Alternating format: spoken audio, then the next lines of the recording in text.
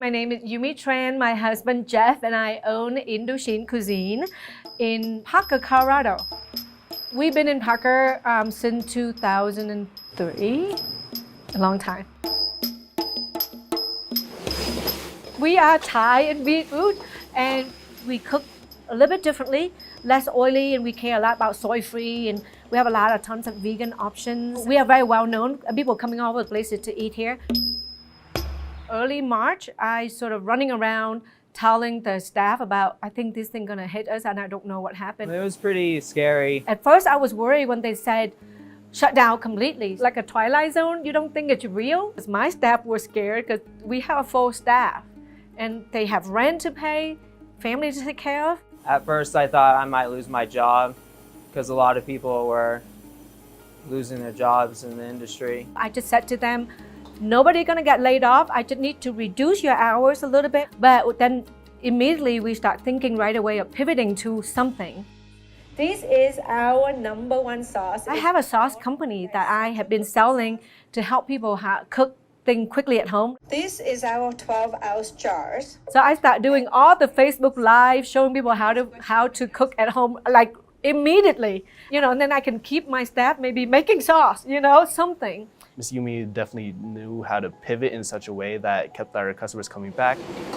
The minute they said, oh, you can do to go, we're like, oh, hallelujah, thank goodness for that. And then people just came out in droves and support us. We were super busy and just grateful for everything. I am very emotional. I don't know.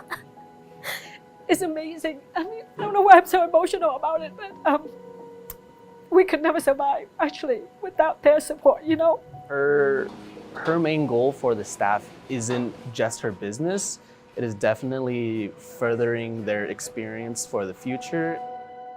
I've only worked here for about 9 months, so probably in the middle of COVID, I was hired. I was only working for about 3-ish months before I got my raise and I got promoted to manager. And we tend to give raise about every 6 to 7 months anyway before, but they didn't think that we're gonna continue on with the COVID. So we just kept the schedule that we were already on. So COVID didn't make us go, oh, well, I'm so sorry, COVID, I'm not doing any of that. We didn't do that. We want to make sure they know we want them here, that we appreciate them working for us. It was nice knowing that I was being cared for. When you know that you go to work and no matter what happened, your check stays the same. You don't have to worry about your hours being cut. And you definitely don't worry about when you're sick or you need the time off. I was one of the lucky ones that still had a job, still had hours, still had pay. And I think that have paid off for us. Like, we don't have a staff shortage. We're constantly having turn away help. For each individual employee, if any chance I can get to make just a little bit difference in their life, that's what makes the job worth it, because it's a really hard way to make a living.